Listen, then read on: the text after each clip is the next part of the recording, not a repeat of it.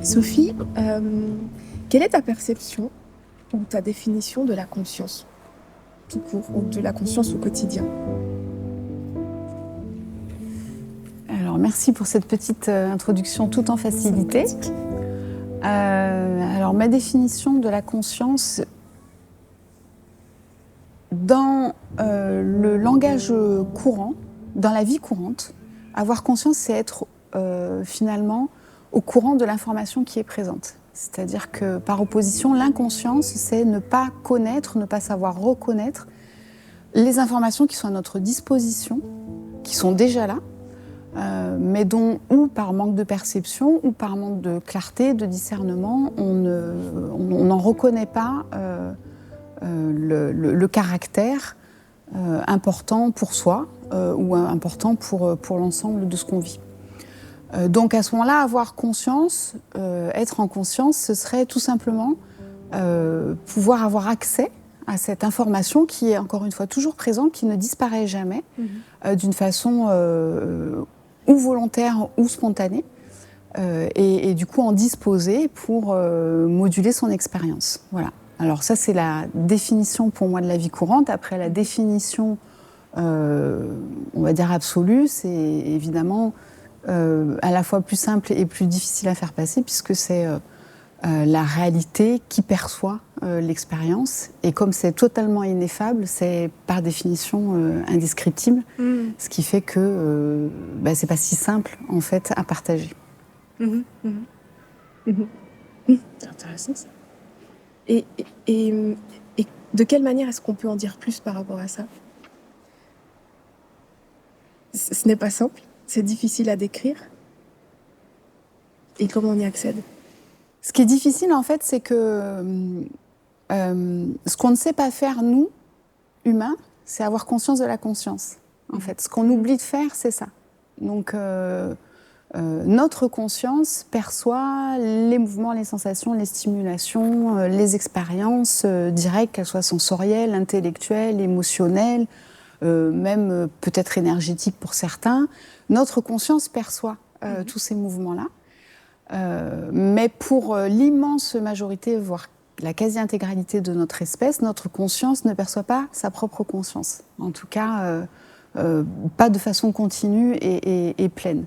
D'où un petit peu tous ces entraînements, toutes ces écoles qui essayent de s'occidentaliser, à faire de la méditation de pleine conscience, à retrouver ce chemin d'avoir une conscience qui se perçoit elle-même, en fait. Ce qui, en définitive, est toujours le cas. Ça ne peut pas ne pas être le cas.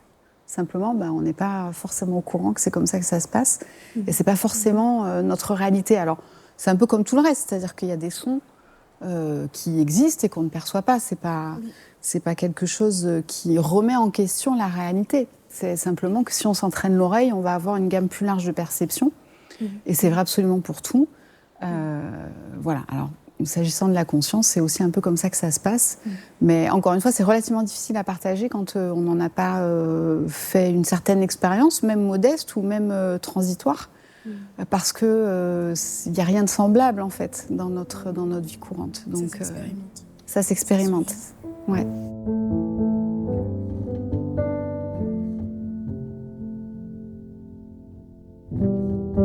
Tu abordes souvent, et d'ailleurs de manière très simple, la nécessité de découvrir comment on fonctionne, de connaître ses propres conditionnements, sa propre structure, ses peurs. Pourquoi est-ce que c'est important, à ton sens? Parce que il me semble qu'à l'heure actuelle, la très grande majorité des individus que nous sommes, en vivant leur individualité, a complètement en fait perdu la réalité de ce qu'il est et a complètement perdu la réalité de l'intelligence dans laquelle il s'inscrit, en fait. Et il me semble que redécouvrir ça par sa propre expérimentation et par du coup sa propre observation, c'est vraiment à la fois pour soi mais aussi pour les autres et pour l'ensemble de la cohérence et de l'harmonie qui puisse exister, important, parce que ça nous relie de nouveau à quelque chose qui est non pas individuel, mais systémique. C'est-à-dire que si je prends un exemple très concret, dans un corps humain, il y a des milliards et des milliards de cellules.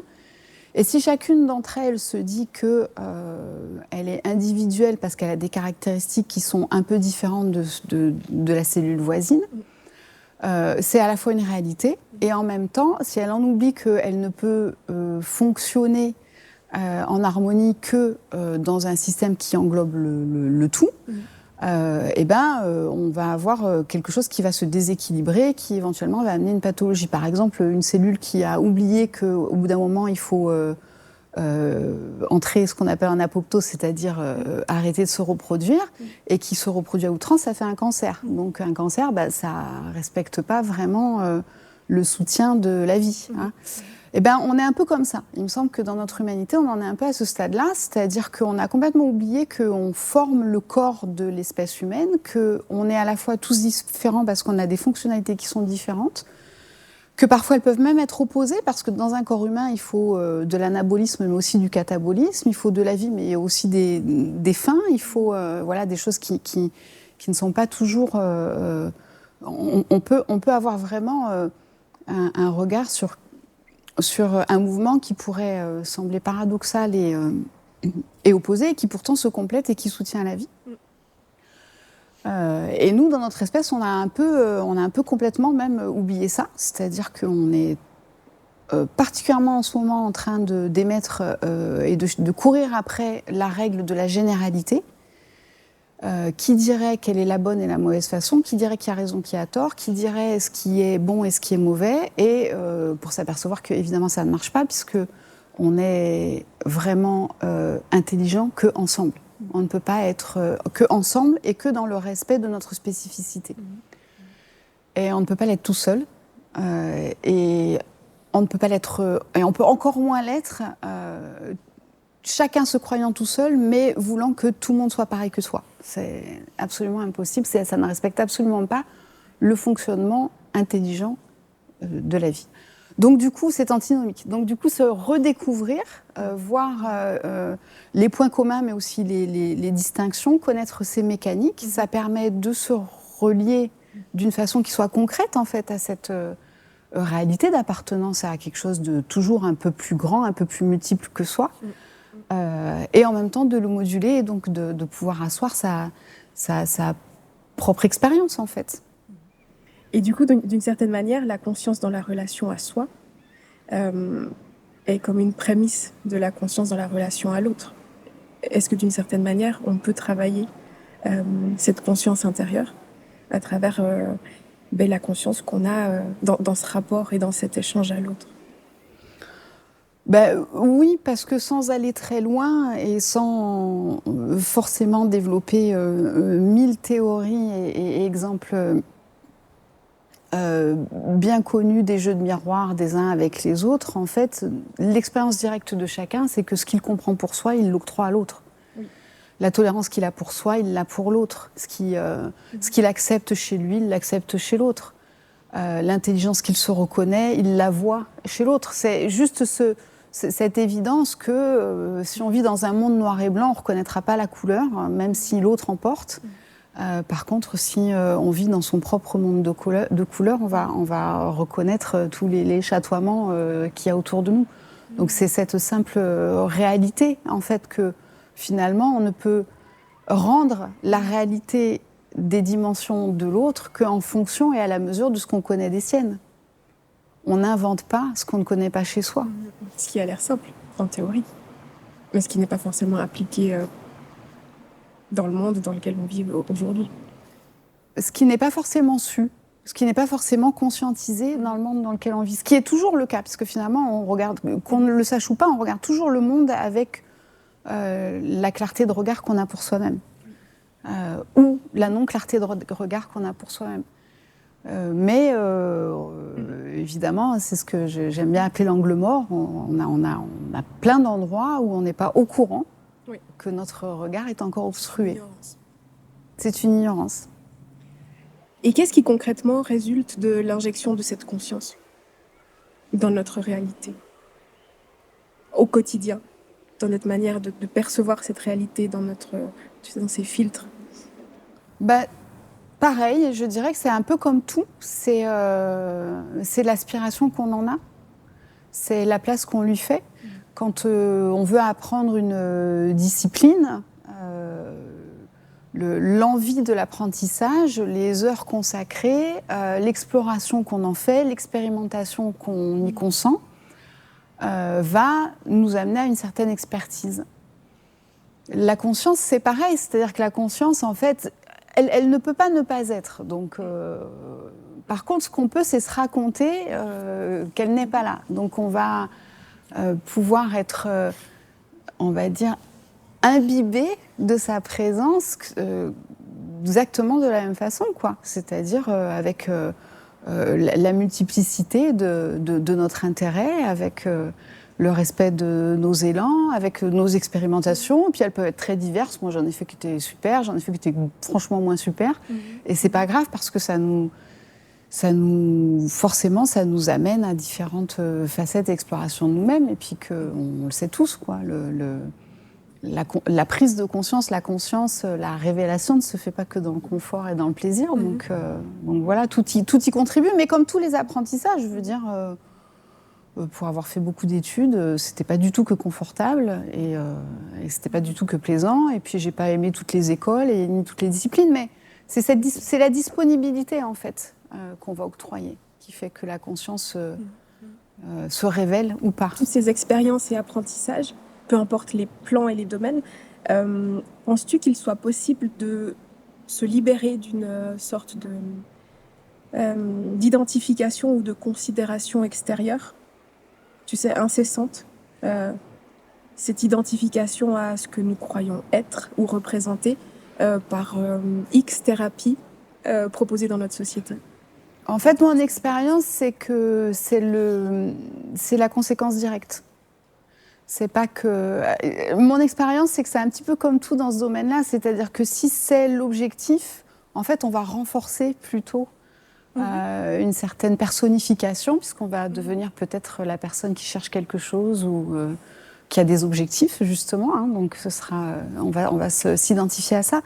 Mais le bénéfice secondaire ou la conséquence directe de toutes ces explorations ou de laisser simplement cette conscience se révéler fait que, bien sûr, plus on le vit, et plus on s'aperçoit que finalement on est un terrain de jeu, de champ de force qui vont venir se concentrer dans notre précaré de perception et qu'en fonction de l'intérêt qu'on va y porter et de la conscience qu'on en aura ou au contraire et de la distance qu'on peut prendre, on va faire une expérience qui sera plus ou moins différente. Mais que donc, effectivement, la réalité personnelle de chacun, tout d'un coup, apparaît plutôt comme une mosaïque des forces qui sont en présence, autorisées, cultivées ou au contraire délaissées, amoindries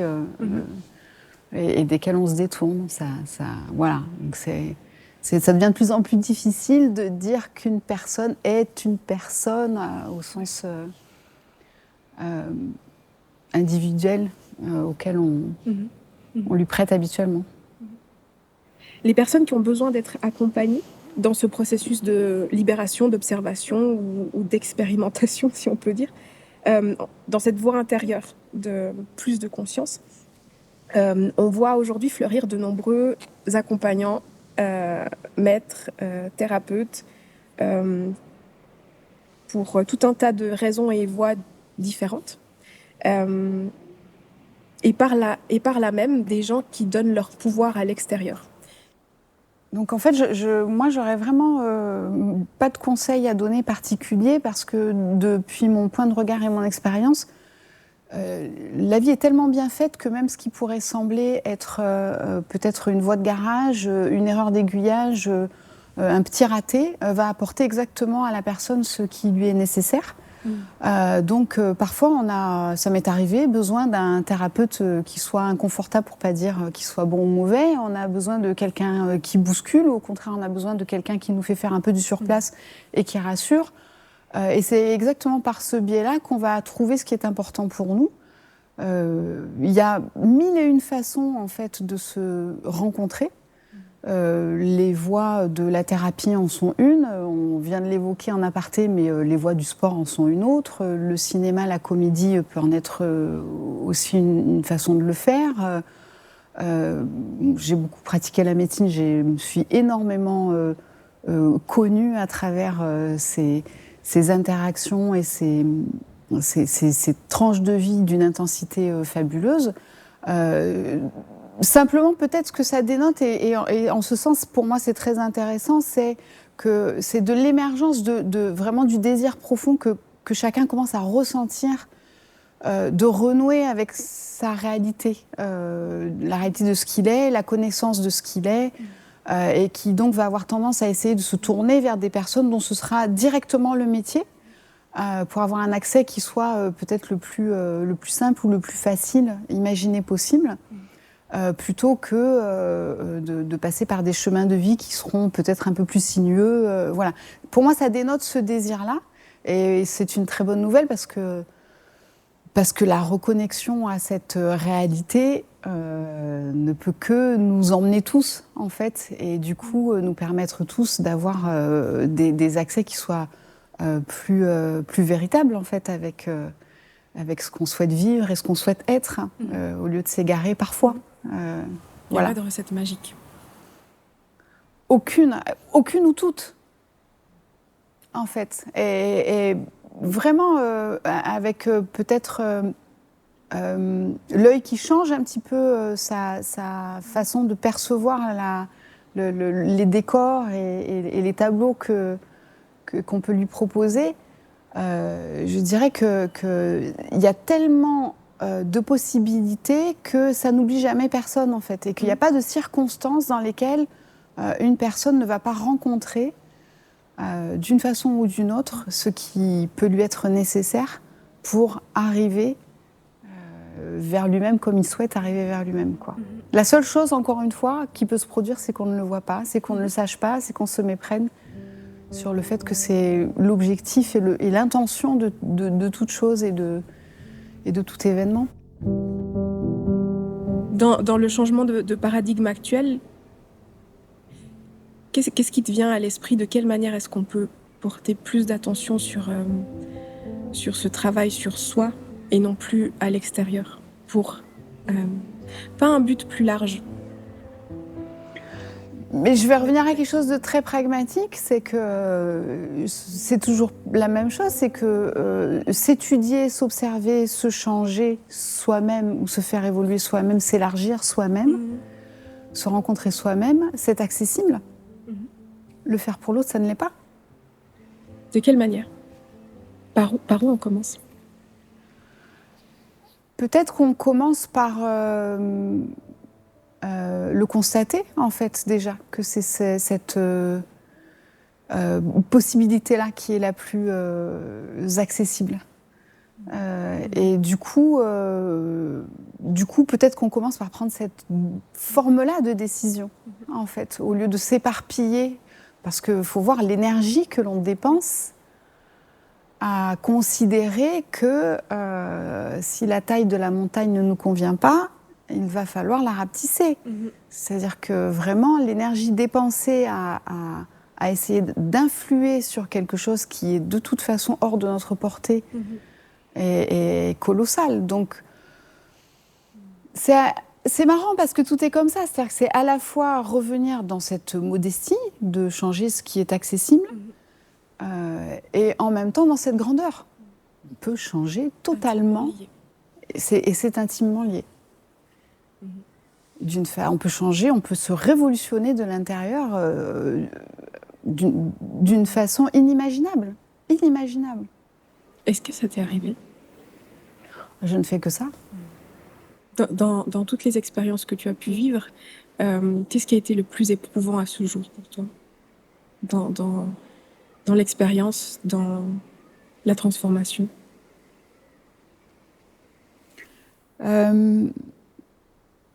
Il y a plusieurs choses qui ont été très éprouvantes. Ma réalité physique, enfin l'expérience physique que j'ai ces dernières années, que j'ai pu avoir, a été vraiment quelque chose de secouant. Voilà. Et qui a beaucoup transformé, du coup, mes intérêts et ma vision de ce qu'on peut être et de ce qu'on peut faire et de ce qu'on peut devenir. Est-ce que tu veux nous en dire plus ? En fait, depuis que je suis assez jeune, je vis pas mal de douleurs corporelles, dont pendant très longtemps, on n'a pas vraiment su ce que c'était. On ne s'en est pas beaucoup occupé, ni moi ni personne d'autre, jusqu'à ce que finalement ça mène à des opérations, enfin à des choses assez lourdes, mais qui ne m'ont pas aidée non plus. Et puis jusqu'à ce que finalement je me retrouve complètement impotente à ne pas pouvoir sortir d'un lit pendant plusieurs années. Donc à ce que je vive la diminution, pas totale, mais enfin quand même très très prononcée. Et que la médecine avec laquelle j'avais tellement pris de joie en fait, et d'efficacité ne se révèle d'aucun secours. Alors ça, c'est déjà forcément un gros pilier qui a vacillé. Et puis la suite aussi, parce que les personnes que j'ai rencontrées qui étaient compétentes ont été décriées. Donc j'ai commencé à m'apercevoir que finalement, c'est pas parce qu'il y avait une collégialité d'avis ou d'opinion que c'était forcément la vérité, que la majorité ne détenait pas forcément la connaissance, qu'il y avait des choses et des personnes qui m'apportaient énormément de soulagement et d'informations qui étaient pourtant assez marginalisées dans l'opinion des autres. Et donc tout ça a beaucoup brouillé mon champ culturel habituel et j'ai commencé à m'intéresser à ce qui était un peu différent et pas du tout dans le cadre de la médecine conventionnelle. Voilà, pour découvrir que finalement, ça avait une totale réalité en moi, parce que énormément de ma symptomatologie peut être maintenant, on va dire, régulée par une attention sur l'énergie et sa façon de circuler à l'intérieur de moi, et que si c'est pas le cas, par contre, ça va pas très bien. Voilà, ce qui par ailleurs est quelque chose qui est très étudié dans d'autres types de médecine, pas chez nous, mais enfin il y a la moitié du globe qui le pratique très bien, donc c'est intéressant ne serait-ce qu'à ce niveau-là.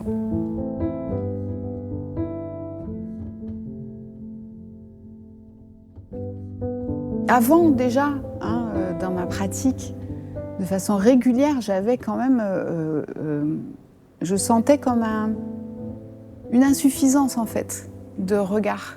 C'est-à-dire que cette façon qu'on a de dire que telle solution passe par là et pas par ailleurs, que telle réalité est validée et l'autre désapprouvée, que le respect de la règle est toujours une certitude d'être dans le camp des gentils, de ceux qui font bien, c'était pas mon expérience. Ça n'a jamais été mon expérience, et je crois que si chacun commence à regarder profondément dans sa vie, si c'est la sienne, il va s'apercevoir que ça ne l'est pas.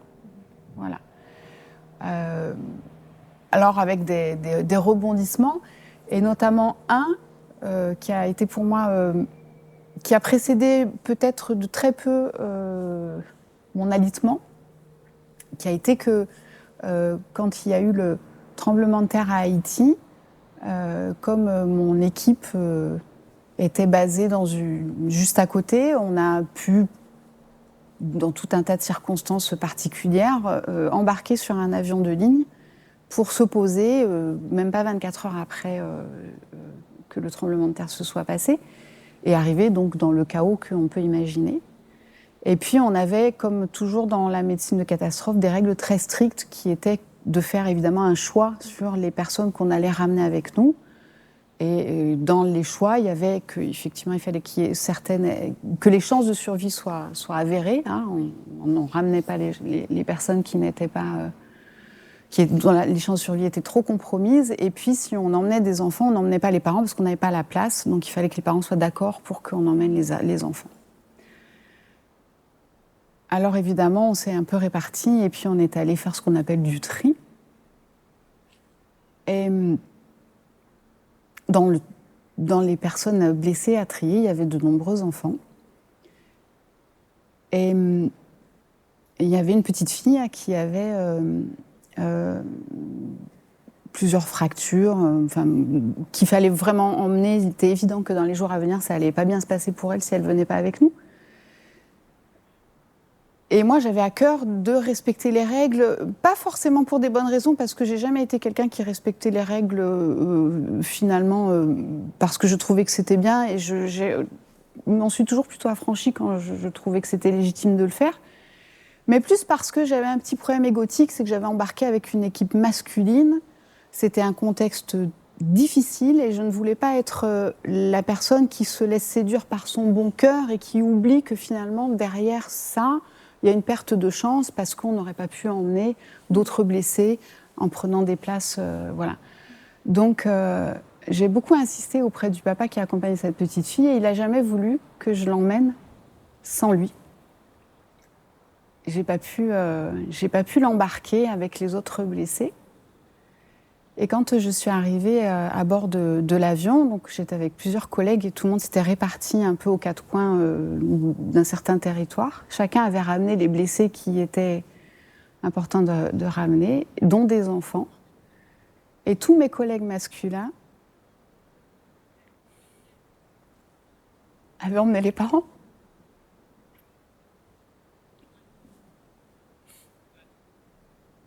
Pas un ne s'était dit qu'il était possible humainement de les séparer.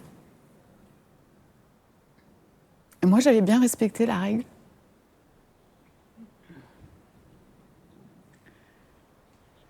Et ce moment-là,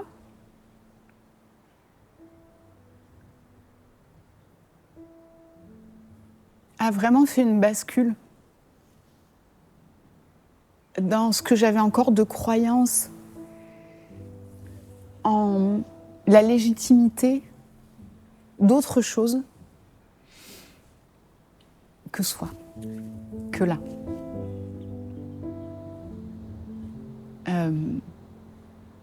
Et c'est peu de temps après, vraiment très peu de temps après, que j'ai eu cette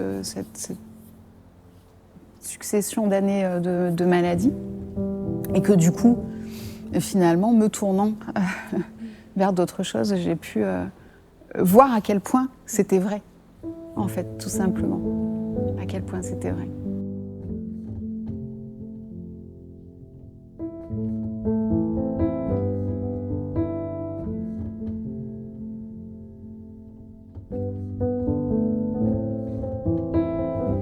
Et finalement, de réaliser avec le temps, enfin, tu m'as souvent confié que c'est souvent aussi le temps qui nous démontre l'impact que tout ce que l'on a pu vivre auparavant de violent, peut-être inconsciemment, fait émerger par la suite dans notre corps, dans nos prises de conscience, et que peut-être qu'il suffit pas seulement de mettre en lumière certaines parts d'ombre ou certaines blessures, que dans tous les cas la cellule en prend quand même pour elle finalement. Donc c'est comme si d'une certaine manière ce voyage intérieur ne suffisait pas à tout régler, à tout libérer, à tout accueillir. Il faut vraiment du temps et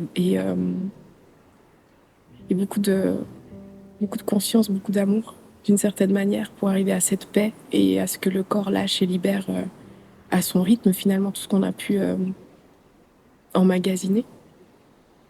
Tu me dis si je me trompe, mais j'ai souvent la sensation que quand on dit comment on le fait concrètement, comment on le vit, et ben que c'est pas toujours simple et que c'est pas forcément parce que l'on trouve une voie ou une manière que ça va être agréable et que ça va libérer le tout en très rapidement finalement. Que ça peut être, c'est pas du tout un combat, mais que ça peut être désagréable longtemps. Qu'est-ce qui toi t'a aidé à aller dedans malgré tout? En fait, personne ne le choisit. En fait, c'est encore une fois, c'est juste que où on est au courant, ou on n'est pas au courant, qu'on ne le choisit pas. Mais personne ne le choisit. On choisit pas de se dire bon, allez, là, je vais passer 4 ans dans un nid pour aller explorer mes mécaniques intérieures. Après, c'est plus en découvrant que c'est ce qui est en train de se passer, on va donner notre accord et on va se laisser faire. C'est tout le jeu de nos résistances. Et puis nous, on a toujours l'impression qu'on est en train d'expurger une vie personnelle ou quelque chose de très spécifique, alors que, je veux dire, le monde est un conglomérat de millénaires d'aventures. Tout ça, d'une façon ou d'une autre, existe quelque part. Donc il y a des choses accessibles, il y a des choses qui ne le sont pas, il y a des choses qui le deviennent, il y a des choses qui restent cachées. C'est infini, en fait. C'est juste infini. C'est juste, est-ce qu'on comprend que la règle du jeu, c'est cette découverte-là et du coup, on prend attention et fascination au voyage ou pas? Juste être dans le voyage d'une certaine manière. Exactement. Avec tout ce qu'on embarque avec nous. Mais tant qu'on a l'imagination que le voyage devrait être différent, ce qui est déjà quand même, je veux dire, rien que sur le plan de la rhétorique et de la logique, un non-sens absolu. C'est comme dire que le soleil ne devrait pas briller. Forcément, on est juste dans de la création douloureuse, parce que on est juste en train de s'auto-produire notre frustration, notre désespoir, notre désolation, etc. Et ça, c'est quand même une libération qui est accessible, me semble-t-il, à chacun. Et voilà, qu'on peut vraiment souffrir, ou en tout cas une douleur qu'on peut s'épargner, on le prend dans le sens qu'on veut, mais encore une fois, l'énergie qui est consacrée à regretter ce qu'on est, au lieu de s'en réjouir, c'est phénoménal, quoi. C'est presque automatique. C'est dans nos automatismes, finalement. C'est un acharnement, au-delà de la victimisation, d'une certaine manière. Oui, c'est jusqu'à un certain point, c'est la seule finalement stratégie qu'on ait trouvée pour avoir l'impression de modifier quelque chose à une condition qu'on ne souhaite pas. Sauf que la réalité, et si on en a vraiment dans la sincérité, c'est qu'on ne modifie rien en faisant ça, d'une part, et au contraire, on crée en fait une surcharge parallèle. C'est pas le bon chemin. Est-ce qu'il y a une question que tu aurais aimé que je te pose? Que je ne sais pas. Peut-être ce serait la suite de ce qu'on vient de dire, c'est-à-dire que finalement, après ces quelques années d'exploration,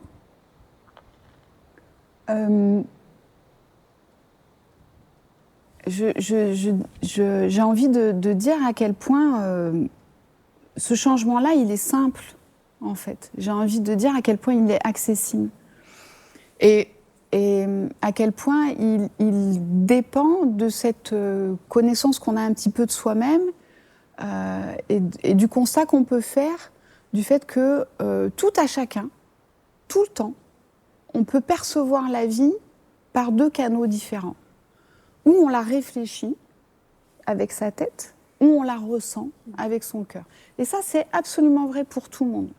On a tous dans notre expérience des moments de réflexion intense où on cherche le pour, le contre, la bonne décision. Et on a tous dans notre expérience des moments où, évidemment, il n'y a rien à réfléchir. Devant l'immensité d'un décor, on ne réfléchit pas, on prend l'impact, on s'en nourrit et on le respire.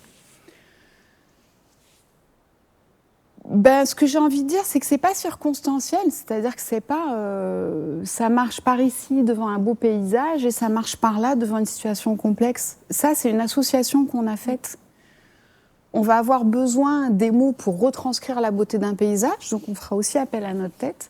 Et on va vraiment avoir besoin d'ici pour une situation complexe, si je reprends mon anecdote un peu qui a été vraiment marquante pour moi sur cette mission à Haïti, mais pour avoir du discernement sur ce qui est important pour soi, pour savoir qui on est, pour savoir ce qui vaut la peine ou pas dans la vie, pour savoir ce qui nous habite, pour être en harmonie en fait avec ce qui exige à ce moment-là la complexité de la situation. Parce que si on ne la prend que par là, avec un raisonnement qui a été pré-mâché, qui donc est forcément non adapté à cette situation qui est par définition nouvelle, on est en train de produire de l'erreur, ou en tout cas on est en train de produire de la grossièreté. On n'est pas du tout en train d'avoir la réponse parfaite et adaptée à ce qui se présente.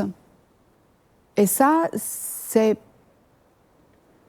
peut-être un certain déclic et un petit entraînement. Mais c'est pas du tout quelque chose qui soit ni compliqué, ni réservé à certaines aspirations, ou pour lesquelles il faut avoir des pratiques, ou pour... non.